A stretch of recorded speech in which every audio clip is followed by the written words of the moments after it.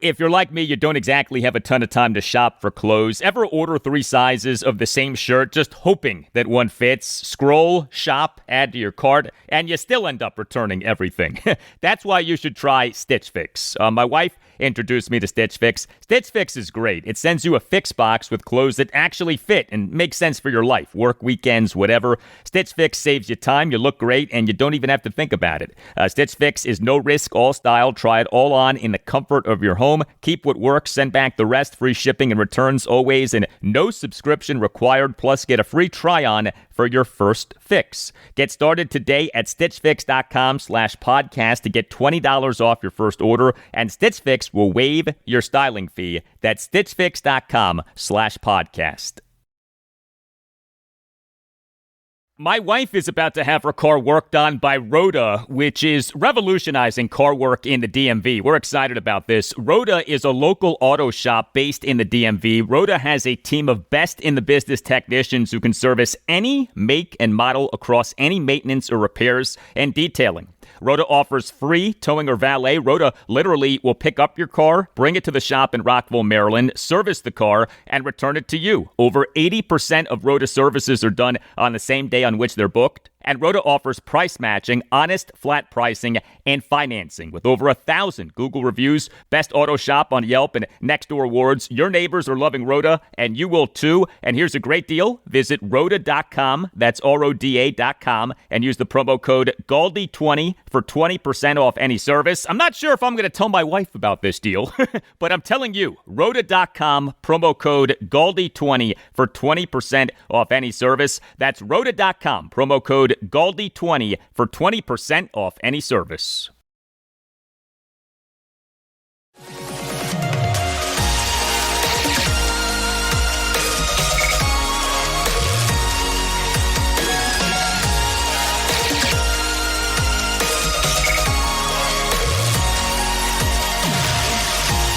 And away we go. Episode 1186 of the Galdi Podcast. It is Tuesday, October 28th, 2025. It is the day after yet another loss for the Washington Commanders. They now have lost 3 consecutive games, 4 of the team's last 5 games, and 5 of the team's last 7 games. The Commanders in the NFL's 2025 regular season now are 3-5, a 28-7 loss at the Kansas City Chiefs on Monday Night Football. Yes, the Commanders on Monday night got quadrupled up at the Chiefs. Monday was October 27th, the 11-year anniversary of the Colt McCoy game, the 1-year anniversary of the Hail Noah game. No such magic for Washington on Monday night. Next up, yet another primetime game, home to the 5-2 Seattle Seahawks on Sunday Night Football this Sunday night at 8:20. The Commanders are coming off a 3-game losing streak and a short week. The Seahawks are coming off a 2-game winning streak and a bye. Not ideal for our team. Hello and welcome to this Tuesday installment of the Galdi Podcast. Coming up on the show, in-depth reaction to and analysis of the Commanders' loss at the Chiefs. It is in times like this that I'm glad we have each other. Next segment, why I have come to hate this Commander season, including the latest dose of bad injury luck and a breakdown of yet another bad performance by the defense, which, yes, did do some good things, but in the end had yet another rough game. The following segment, discussion of the performance of quarterback Marcus Mariota, who I thought played well, despite not always being helped out a ton by those around him. And also on the show, name talk. Yes, I will discuss the latest with the name issue with the Commanders. There are some things to discuss. A, insight on why the Chiefs are allowed to get away with the Arrowhead Chop. B, reaction to recent comments from managing partner Josh Harris on the team having quietly relaunched its branding via this image of a spear. Have you noticed this recent image of the spear getting so much run? Very interesting what's going on here. Before we get to some feedback, it is official. Craig Albernaz is the new manager of the Baltimore Orioles. They announced the hiring on Monday shortly after 12 p.m. His introductory press conference won't happen until next Tuesday, November 4th at 11 a.m. MLB does not like major announcements or press conferences during the MLB playoffs, so the O's are waiting until next Tuesday to hold their intro presser for Craig Albernaz, who had been the Cleveland Guardians associate manager since November 2024. Also, some college football, a Goldilocks pick for you. Goldilocks, my picks for the 7 FBS teams of the Mid-Atlantic region. We have a game on Tuesday night, James Madison at Texas State, Tuesday night at 8. The Dukes are 6-1 overall, including 4-0 in the Sun Belt Conference. Already are bowl eligible, are coming off a 63-27 win over Old Dominion at Bridgeport Stadium in Harrisonburg, Virginia on October 18th. And JMU's homecoming game. The Bobcats of Texas State are 3-4 overall, including 0-3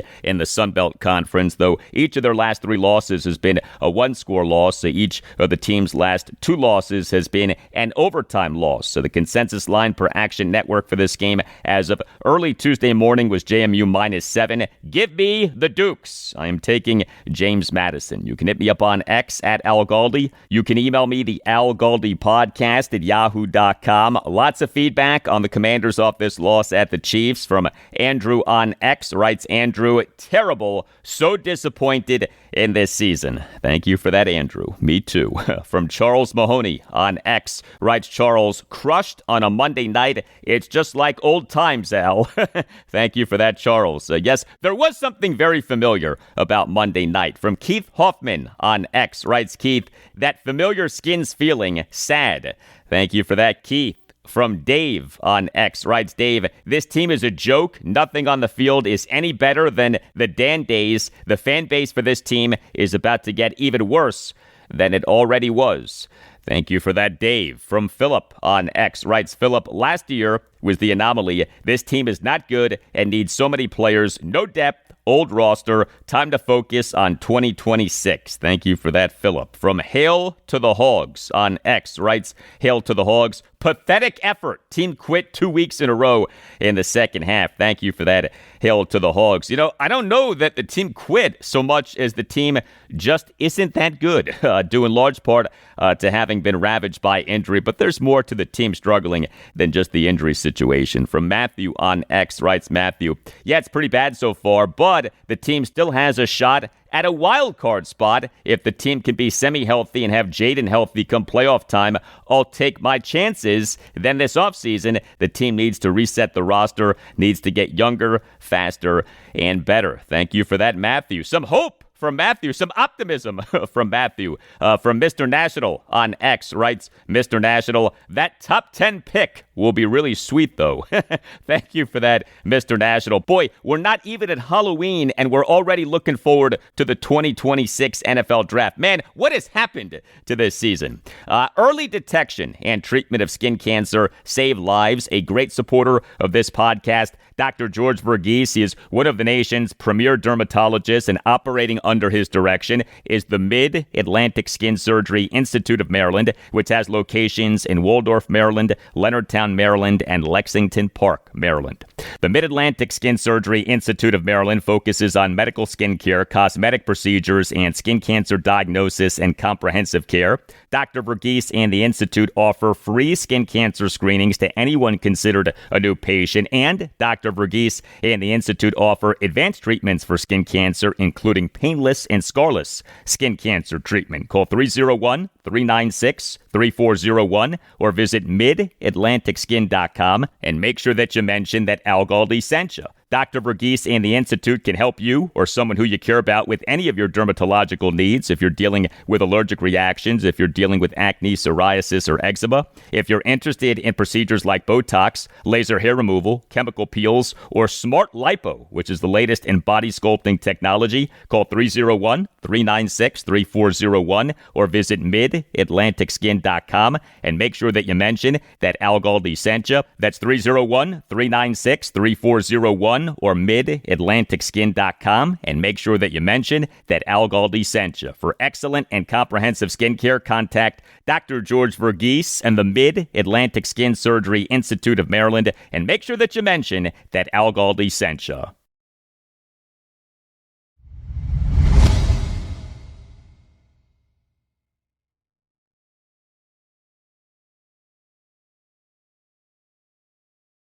So I can't tell you how much I hate what the Washington Commanders season has become. You look at what happened on Monday night, this 28-7 loss at the Kansas City Chiefs on Monday Night Football. The consensus line per Action Network for this game was Commanders plus 10.5.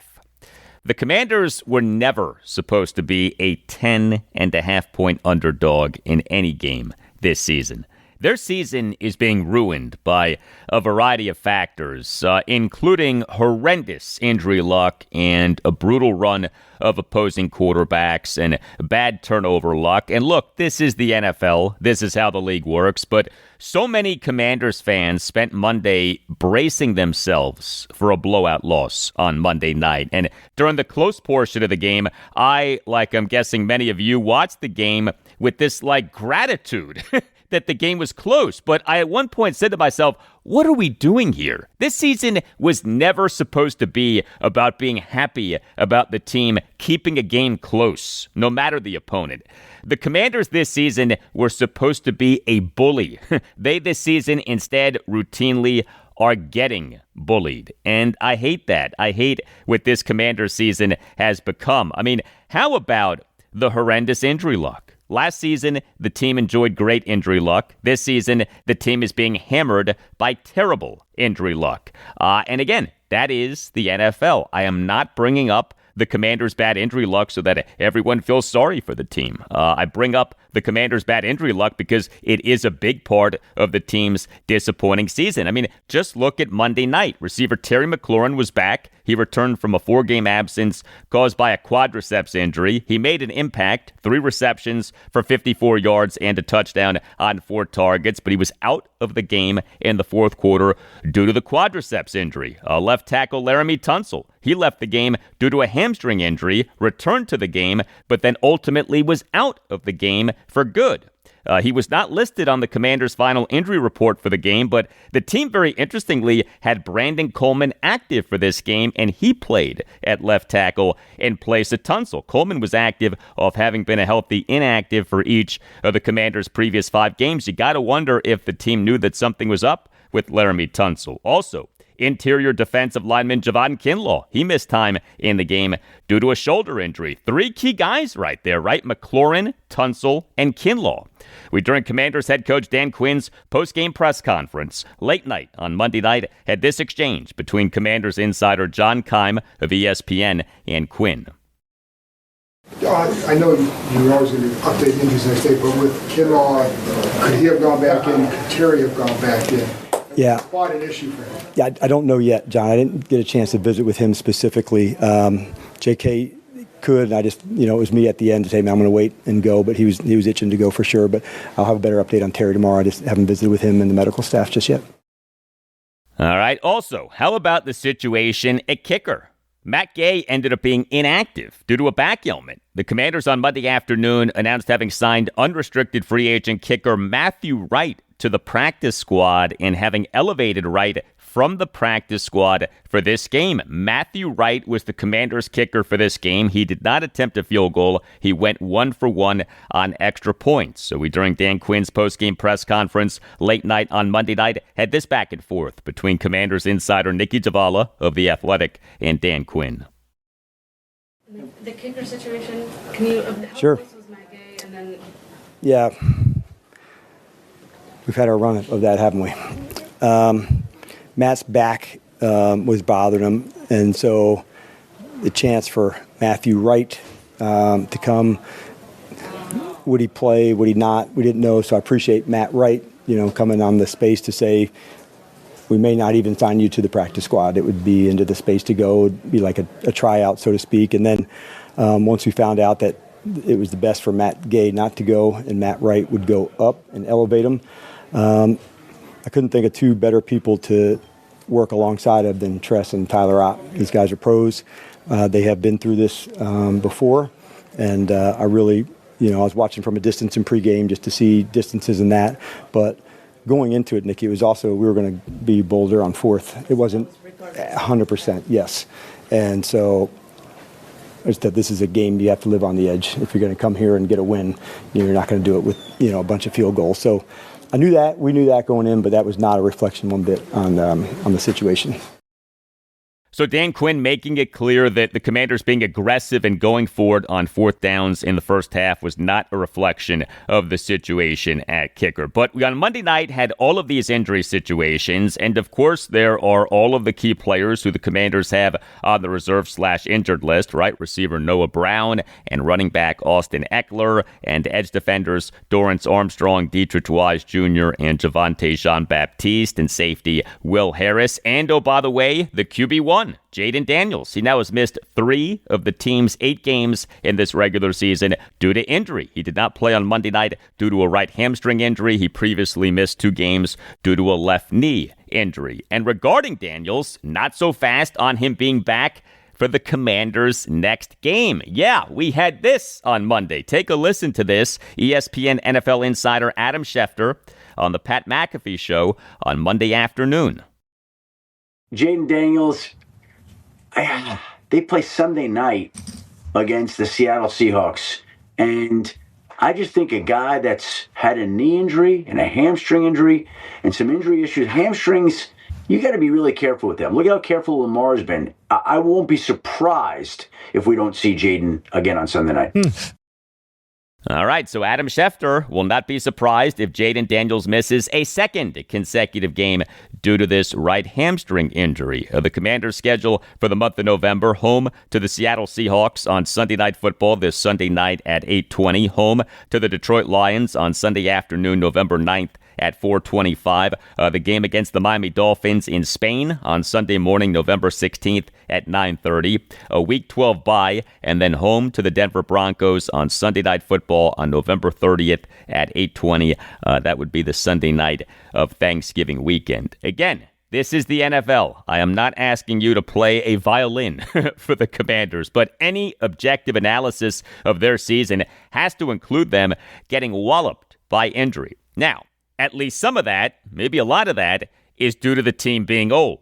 And the disappointing season, of course, isn't just about the injuries. The defense is a big part of the disappointing season. The defense is really bad. And it's a funny thing because the defense on Monday night was better than what it had been in recent games, right? And yet, the defense still was bad. And that is how bad this defense is. Even when it is better, it is bad.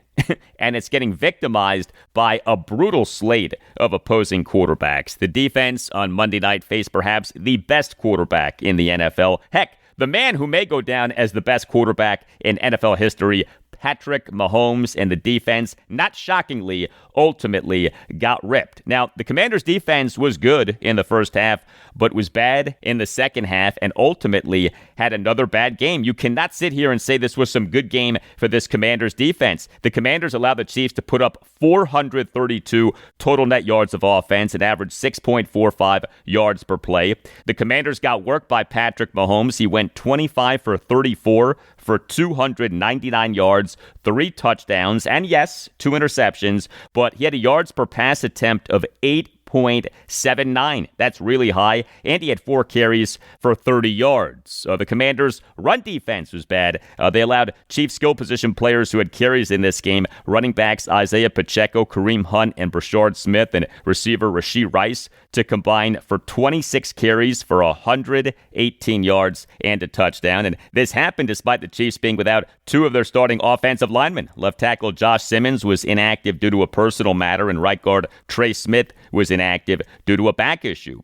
The Commanders as a team had just 3 accepted penalties for 35 yards, but 2 of the accepted penalties were bad defensive penalties in the second half. 2nd and 5 for the Chiefs at their 25 with 14:09 left in the third quarter. Safety Quan Martin committed a 15-yard unnecessary roughness penalty on an incompletion, resulting in a Chiefs first down, and on a 2nd and 6 for the Chiefs at their 19 with 6:04 left in the fourth quarter. Interior defensive lineman Johnny Newton had a sack of Patrick Mahomes for an 11-yard loss. That was great. But Newton, in tackling Mahomes, committed a 15-yard unnecessary roughness penalty. 2 really bad penalties by Martin and Newton. Now, the Commanders did generate 2 takeaways, which were 2 first-half interceptions. The Commanders came into this game with a mere 3 takeaways over 7 games in the 2025 regular season, but 2 takeaways on Monday night. It was good to see them. 3rd and 10 for the Chiefs at the Commanders' 26 with 5:40 left in the first quarter. Cornerback Marshawn Lattimore, an outstanding interception of Patrick Mahomes. This on a shotgun pass intended for receiver Marquise Hollywood Brown. Lattimore in press man coverage had Brown tightly covered down the left sideline and made a really nice catch for the pick. And on a 3rd and 4 for the Chiefs at the Commanders' 48 with 13:09 left in the second quarter, linebacker Bobby Wagner had an interception of Patrick Mahomes on a shotgun pass intended for tight end Travis Kelce. The ball went off Kelce for a drop and then was caught by Wagner. So 2 takeaways for the defense. Shame on the Commanders' offense for not capitalizing on these takeaways. 0 points off these takeaways. This was Dan Quinn during the opening statement of his postgame press conference late night on Monday night. I thought heading into the game and early in, the energy, the juice, and the speed, I saw and felt that from the minute we stepped on the field. And that's honestly what we're looking for. But, man, did we leave a lot of opportunities out there tonight. And you cannot leave that many chances out there and expect to win, especially against this team. Not capitalize on the turnovers, not winning our 4th downs. They did. It was great to see us get in some of the takeaways. That's been an emphasis of what we've been hitting on. But, leaving here, you cannot leave that many opportunities out there and walk away from this place with a win. And, like the intensity of the first half, but I just thought the opportunities for us to make our mark, and we didn't nail those. So you're not going to walk away from here with a win and miss those ops. Yeah, no doubt. The Commanders did have 3 sacks, 2 of which were by edge defender Jacob Martin, who has looked good recently. But the defense overall is not good, nor is this Commander season. Terrible defense, horrible injury luck, brutal slate of opposing quarterbacks, bad turnover luck, too many drops, diminishing rushing offense. I hate what this Commander season has become. More on the offense. Next segment. My wife is about to have her car worked on by Rhoda, which is revolutionizing car work in the DMV. We're excited about this. Rhoda is a local auto shop based in the DMV. Rhoda has a team of best-in-the-business technicians who can service any make and model across any maintenance or repairs and detailing. Rhoda offers free towing or valet. Rhoda literally will pick up your car, bring it to the shop in Rockville, Maryland, service the car, and return it to you. Over 80% of Rhoda services are done on the same day on which they're booked. And Rhoda offers price matching, honest, flat pricing, and financing. With over 1,000 Google reviews, best auto shop on Yelp, and Nextdoor awards, your neighbors are loving Rhoda, and you will too. And here's a great deal. Visit Rhoda.com, that's RODA.com, and use the promo code GALDI20 for 20% off any service. I'm not sure if I'm going to tell my wife about this deal, but I'm telling you, Rhoda.com, promo code GALDI20 for 20% off any service. That's Rhoda.com, promo code GALDI20 for 20% off any service. If you're like me, you don't exactly have a ton of time to shop for clothes. Ever order 3 sizes of the same shirt, just hoping that one fits? Scroll, shop, add to your cart, and you still end up returning everything. That's why you should try Stitch Fix. My wife introduced me to Stitch Fix. Stitch Fix is great. It sends you a fix box with clothes that actually fit and make sense for your life, work, weekends, whatever. Stitch Fix saves you time, you look great, and you don't even have to think about it. Stitch Fix is no risk, all style. Try it all on in the comfort of your home. Keep what works, send back the rest. Free shipping and returns always, and no subscription required. Plus, get a free try-on for your first fix. Get started today at StitchFix.com/podcast to get $20 off your first order, and Stitch Fix will waive your styling fee. That's StitchFix.com/podcast.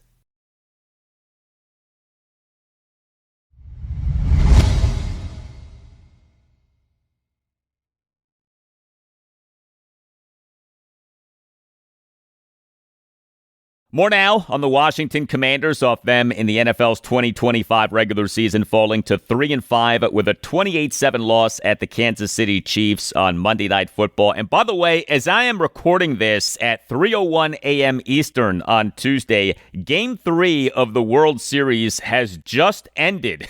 An all-time classic. The Los Angeles Dodgers beat the Toronto Blue Jays 6-5 in 18 innings on a walk-off, lead-off, full-count home run by Freddie Freeman in the bottom of the 18th. The game lasted for 6 hours and 39 minutes. The Dodgers now hold a 2-1 lead in the best-of-7 series. Man, what a game. Can we talk about that game and not this game? No, let us talk about the play of the Commanders starting quarterback on Monday night. Their QB2, Marcus Mariota, as of course the QB1, Jaden Daniels, was inactive due to his right hamstring injury. I thought that Mariota played well. Now, a problem for the offense was that it barely had the ball in the second half. The Commanders in the first half had 194 total net yards of offense and 17 minutes, 14 seconds in time of possession. But the Commanders in the second half had just 66 total net yards of offense and just 8 minutes, 43 seconds in time of possession. But if we are just isolating the performance of Marcus Mariota, he to me played well. Mariota completed 21 of his 30 pass attempts. That works out to a completion percentage of 70, and he did this despite being victimized by 4 drops/catches that could have been made, but were not. 2 of those plays were by receiver Deebo Samuel Sr. Now, he was back. He returned from a 1-game absence caused by a heel injury. He had 3 receptions for 11 yards on 6 targets and had 1 carry for 1 yard. He also had 2 drops/catches that could have been made, but weren't. First and 10 for the Commanders at the Chiefs' 18 with 9:49 left in the first quarter. Deebo had a drop on a shotgun pass by Marcus Mariota. The ball went up into the air and was intercepted by edge defender Mike Dana for a brutal red zone interception that ended a really nice drive by the Commanders. Deebo took his eyes off the ball before actually catching it, and the ball went off his hands and or face shield.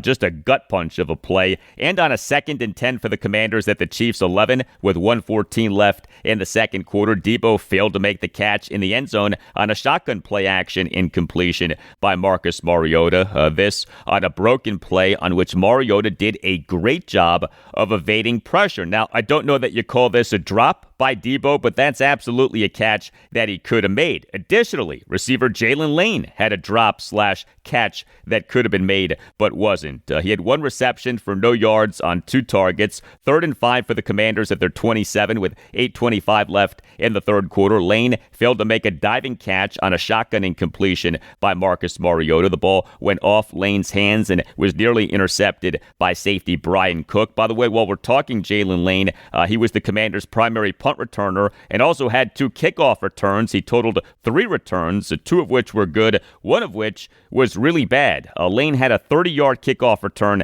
in the second quarter. Very good. Lane in the third quarter had a muffed catch of a kickoff, resulting in the ball going out of bounds at the Commanders' 2. Very bad. But Lane had a 14-yard punt return in the fourth quarter. Very good. A high-variance game for Jalen Lane on returns. And tight end Zach Ertz. He had 4 receptions for 16 yards on 6 targets, but he had yet another drop. Zach Ertz has way too many drops. 3rd and 9 for the Commanders at their 36 with 7:02 left in the fourth quarter. Ertz had a drop on a shotgun incompletion by Marcus Mariota. But regarding Marcus Mariota, even with the 3 drops/catches that could have been made but were not, he had that completion percentage of 70. Mariota threw for 213 yards, had a yards per pass attempt of 7.1. Not great, but solid. 1st and 10 for the Commanders at the Chiefs' 39 with 3:26 left in the first quarter. Mariota on a broken play off running to his right had a 17-yard pistol play action completion to receiver Luke McCaffrey, who did an excellent job of keeping his feet in bounds. Mariota on the move in this game was very effective. While we're talking, Luke McCaffrey, just 1 kickoff return, but it was a good one, a 37-yard return of the game opening kickoff. Mariota quarterbacked a Commanders offense that went 7 for 12 on 3rd downs, including a 3rd down that resulted in a touchdown. 3rd and 10 for the Commanders at the Chiefs' 11. Mariota had an 11-yard shotgun touchdown pass to receiver Terry McLaurin with 58 seconds left in the second quarter. McLaurin made an outstanding catch in the end zone in keeping both feet in bounds, but also with Mariota on 3rd downs. A good thing with running back Jeremy McNichols. 3rd and 2 for the Commanders at their 15 with 4:09 left in the first quarter. Mariota on a broken play off running to his right had a 24-yard shotgun completion to McNichols, who generated 20 yards after the catch. And on a 3rd and 5 for the Commanders at the Chiefs' 39 with 3:16 left in the second quarter, Mariota had an 18-yard shotgun completion to McNichols on a lob pass. McNichols was wide open and generated 15 yards after the catch. So yeah, Mariota had a good thing going with McNichols. I wanted to see Mariota run a lot in this game. He had 8 carries for 28 yards. It in the first half looked like he would be a big factor as a runner. He in the second half was not a big factor as a runner. 8 carries, 28 yards for the game. Mariota in the first half, 6 carries, 22 yards. In the second half, 2 carries, 6 yards. Also, Mariota did have a fumble out of bounds late in the fourth quarter. But 3rd and 3 for the Commanders at the Chiefs' 38 with 11:54 left in the first quarter. Mariota had a 7-yard shotgun run, and on a 1st and 10 for the Commanders at the Chiefs' 37 with 12:35 left in the second quarter, Mariota had an 8-yard pistol read option run. Also, Mariota took just 2 sacks. The bad from Marcus Mariota came with caveats. Marcus Mariota quarterbacked a Commanders offense that went 0 for 2 on 4th downs, but that came with a significant caveat. The Commanders got jobbed on one of those 4th downs. Now, each failed 4th down attempt came via a pass in the first half, but on a 4th and 6 for the Commanders at the Chiefs' 40 with 1:04 left in the first quarter, Mariota had a shotgun completion to Zach Ertz, who appeared to get the first down, but the Commanders got a bad spot. The completion via a virtual measurement was ruled to be a 5-yard completion as opposed to a 6-yard completion. Ertz so looked to have gotten the first down on that play, and the virtual measurement can't help the bad spot. I mean, the spot is what is key on a play like that, and the spot was bad. By the way, I liked head coach Dan Quinn being aggressive and going forward on those first half 4th downs. So here was Quinn during his post-game press conference late night on Monday night. Some of the 4th downs, that was by choice, knowing like this is not going to be a game that you're going to win with field goals. You need touchdowns. And so we were going to be bold. We were going to live on the edge. And I thought that was the right call going into it. You don't like the result, but I like the aggressive nature of going after it.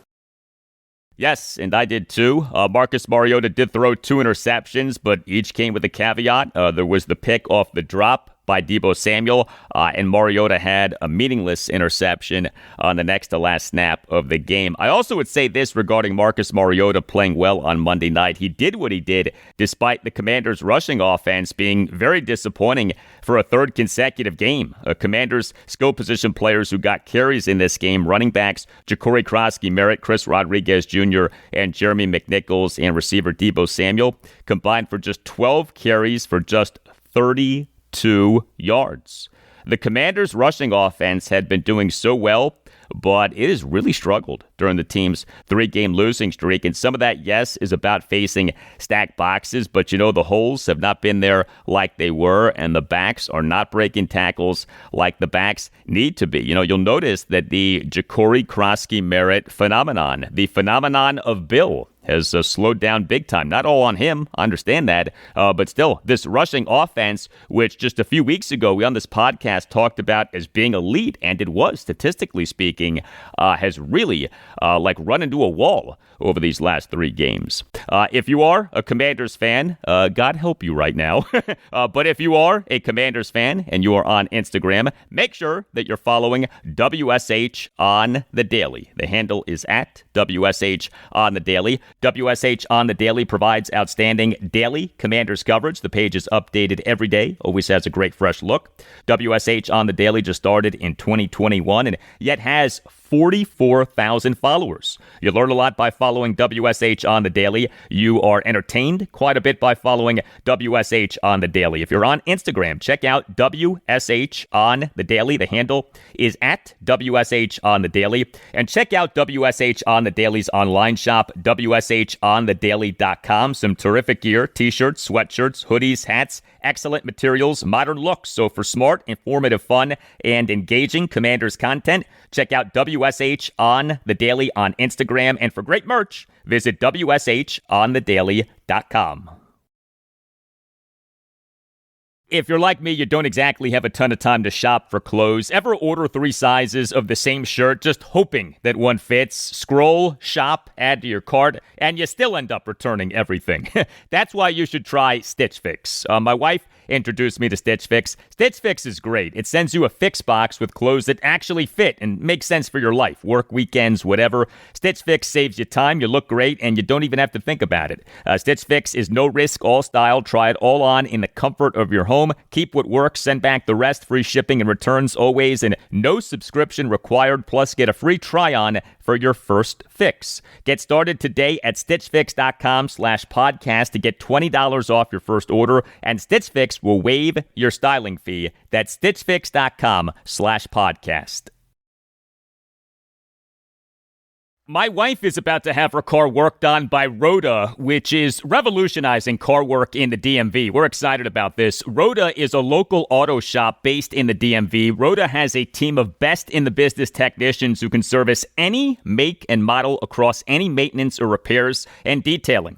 Rhoda offers free towing or valet. Rhoda literally will pick up your car, bring it to the shop in Rockville, Maryland, service the car, and return it to you. Over 80% of Rhoda services are done on the same day on which they're booked. And Rhoda offers price matching, honest, flat pricing, and financing. With over 1,000 Google reviews, best auto shop on Yelp, and Nextdoor awards, your neighbors are loving Rhoda, and you will too. And here's a great deal. Visit Rhoda.com, that's RODA.com, and use the promo code GALDI20 for 20% off any service. I'm not sure if I'm going to tell my wife about this deal, but I'm telling you, Rhoda.com, promo code GALDI20 for 20% off any service. That's Rhoda.com, promo code GALDI20 for 20% off any service.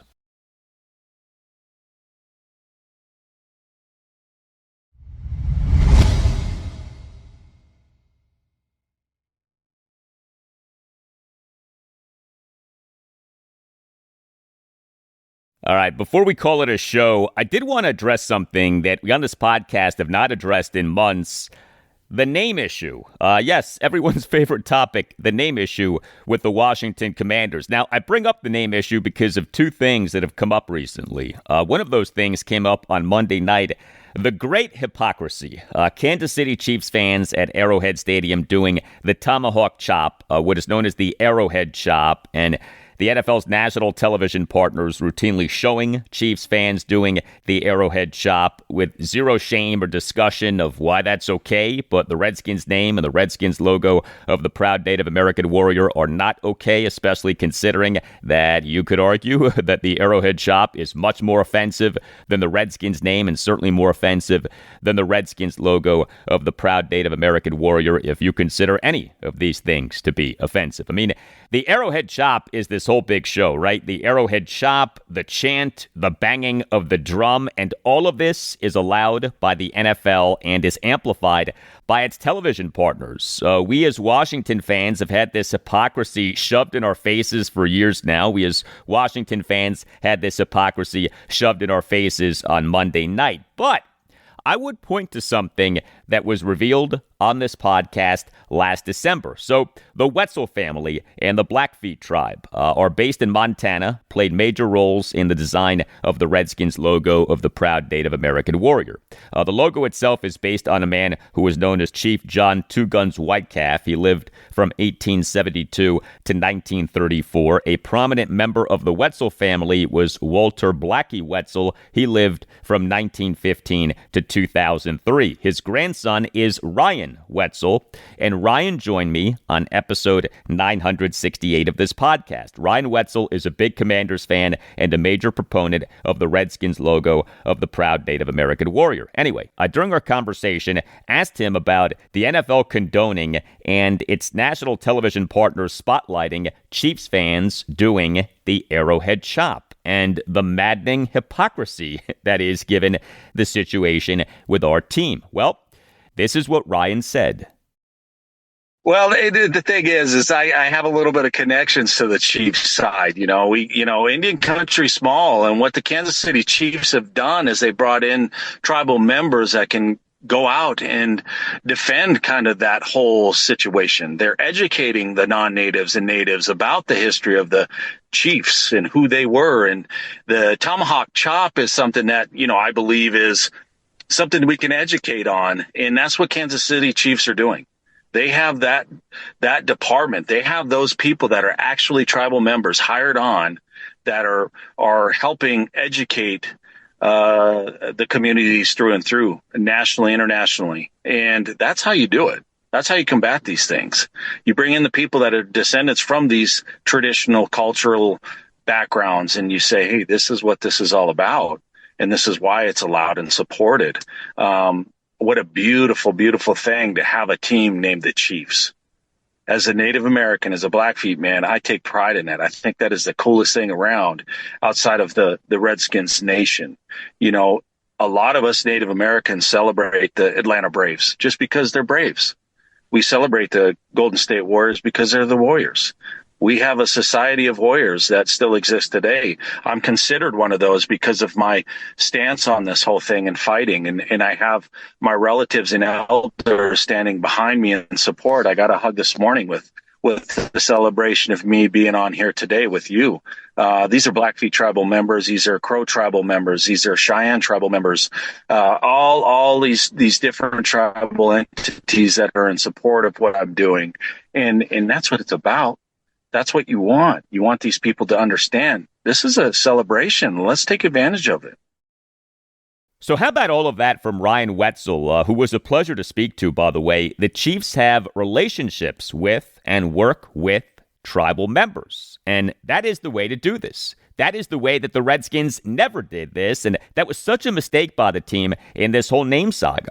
Commanders ownership, the Josh Harris Group, has publicly said that the name Redskins is not coming back. I personally believe that the Redskins logo of the proud Native American warrior could come back in some way, and I'm basing that on things that I've been told. But the way to bring this stuff back, if it ever did come back, would be via a genuine, healthy, educational relationship with the Native American community, a relationship by which some good is done for the Native American community. This should never be about hijacking Native American culture for financial gain. This can and should be about honoring Native American culture and educating people about Native American culture via an identity that so many fans of the team loved and miss very much and believe should have never gone away to begin with. Now, regarding the team identity. So, like I said, the Josh Harris Group has publicly said that the name Redskins is not coming back, and managing partner Josh Harris now multiple times has said that the team is sticking with the name Commanders. So the first time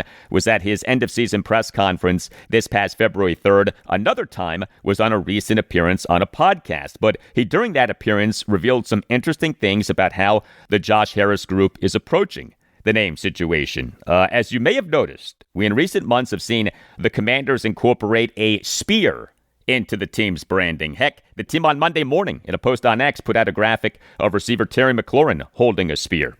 Also, we had what legendary former Redskins cornerback and Pro Football Hall of Famer Darrell Green did during the Commanders' 25-24 walk-off loss to the Chicago Bears at a rainy Northwest Stadium on Monday Night Football on October 13th. The Green during the game came out in his number 28 jersey and did this routine with a spear in front of fans. And this stuff with the spear has been notable and curious because a spear clearly harkens back to the name Redskins. Well, this was Josh Harris on The Varsity with John Alrund in an episode that came out on October 19th. So I'm not asking if you're going back to the Redskins. I'm just asking, are you committed to the Commanders? So the Commanders, we're embracing the Commanders name, and it turns out that we're embracing. We did the 250th anniversary of the Navy, and so we relaunched our branding campaign at that game, and it's Commander as a leader of warriors, and we start with the Romans, and then we go to the Native American tribes, and then we go to the Special Forces, and they all have these swords, which is like the tip of the spear, right? The spears. And so and Darrell Green came down with a spear and slammed it during the third quarter. And so And so we think, being in Washington, embracing people in the service community. Turns out that and the commander now is a name. We tag certain players on our team. The football ops really likes it. They tag people with these yellow tags, and they say that's a commander and that's a commander. And when we draft, if you get the commander moniker, that means you have an extra special group of traits. You love football. You're smart about it. You want to play. You're there for your teammates. And so we're embracing the commander's name. Get on, and we're staying with it.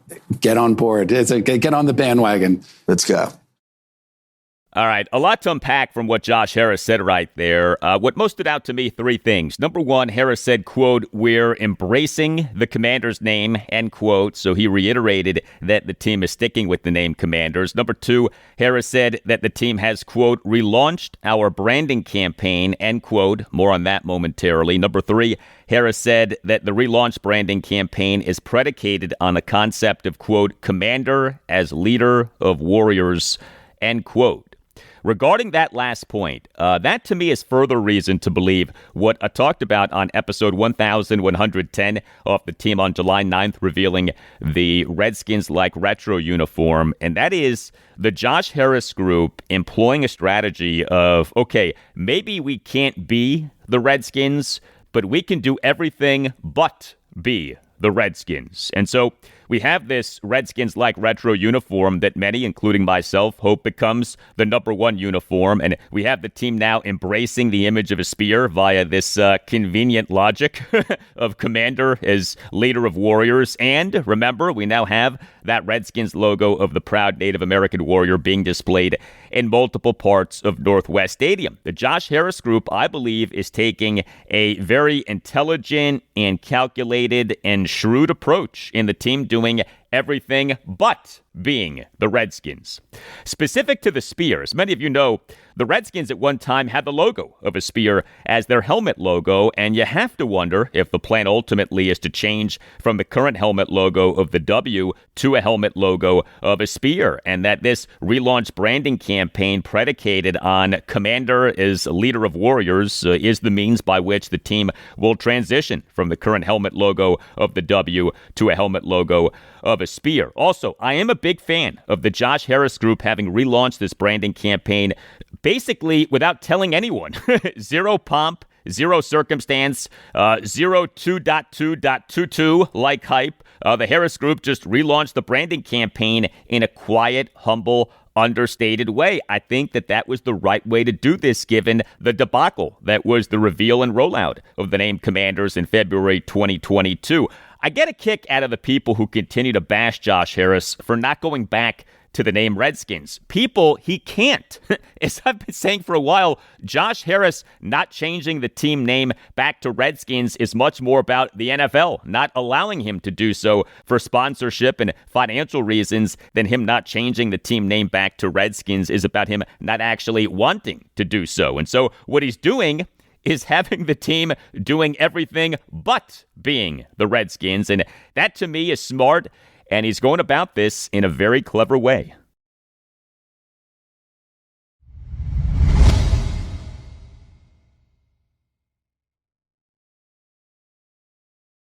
And that'll do it for you and me for now. Keep the feedback coming. You can hit me up on X at Al Galdi. You can email me the Al Galdi Podcast at yahoo.com. Wednesday show, episode 1187, will include a lot for you on the Washington Commanders, as we on Tuesday afternoon have head coach Dan Quinn's day after the game press conference. Also on Wednesday's show, I'll talk Washington Capitals, Washington Wizards, and James Madison football. The Caps are at the Dallas Stars Tuesday night at 8:30. The Wizards are home to the Philadelphia 76ers Tuesday night at 7, and JMU's at Texas State Tuesday night at 8. Have a great rest of your Tuesday, and I'll talk to you on Wednesday. So I'm not asking if you're going back to the Redskins. I'm just asking, are you committed to the Commanders? So the Commanders, we're embracing the Commanders name. If you're a smoker or dipper ready to make a change, you really only need one good reason. But with Zyn nicotine pouches, you'll discover many good reasons. Zyn is America's #1 nicotine pouch brand. Plus, Zyn offers a robust rewards program. There are lots of options when it comes to nicotine satisfaction. But there's only one Zyn. Check out Zyn.com/find to find Zyn at a store near you.